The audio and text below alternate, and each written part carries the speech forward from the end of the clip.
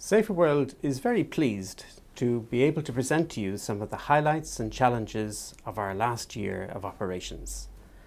This period from 2013 to the beginning of 2014 is quite important for us because it is the end of a three-year cycle, a three-year period where we set some really important priorities for us as an organisation. Essentially, what we were trying to do was to improve the reach and the relevance and the effectiveness of what we do as an organisation. And looking back not just at this year, but also over the last 3 years, I feel very proud to say that we have really extended that reach with communities that we work with in various parts of the world, with many more partner organisations who we support and who lead our work in many, many places.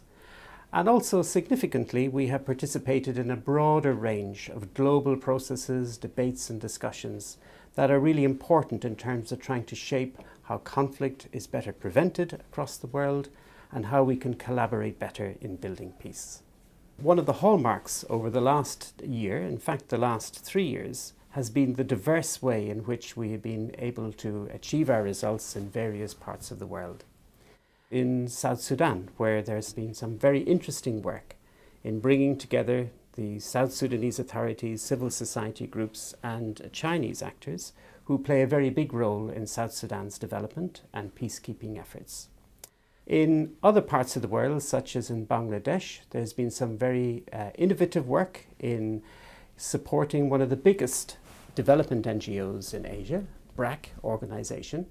in exposing them and giving them opportunity to appropriate a lot of the community security approaches that we have been developing in different parts of the world. It's also been striking over the last year how our team in Yemen have managed to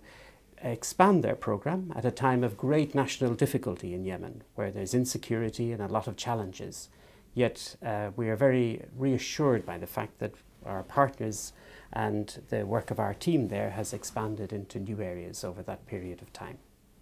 Our report also draws attention to some very important work that we've been engaging in internationally, particularly trying to support processes and dialogues and discussions that advance how we as a global community better respond to conflict and promote peace. In particular, we have invested a lot of time and energy, along with many civil society groups across the world, in trying to shape the new framework that will replace the current Millennium Development Goals, and to focus on how this new framework will reflect very important priorities around justice and peace and the prevention of conflict.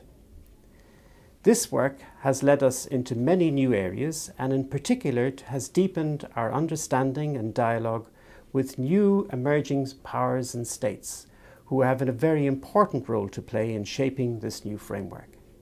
So for example, you will see in our work that we have been engaging strongly with our partners and networks in China, in India, in Turkey, in Brazil and in South Africa.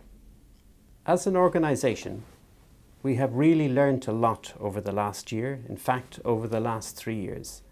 especially from the people whom we are working with, the partners that we are giving support to, and the many other collaborators that we work with across the world. And all of these lessons are teaching us and telling us how we can improve the service we give and the support that we provide. I really must thank all of our donors, those who have collaborated in our work, those who've provided technical and critical assistance to help us to achieve our ends. Really, without everybody being involved, it would not have been possible for Saferworld to achieve the results that it has done. Thank you for taking the time to review and look at the work over the last year. And while we've many, many challenges to face into the future,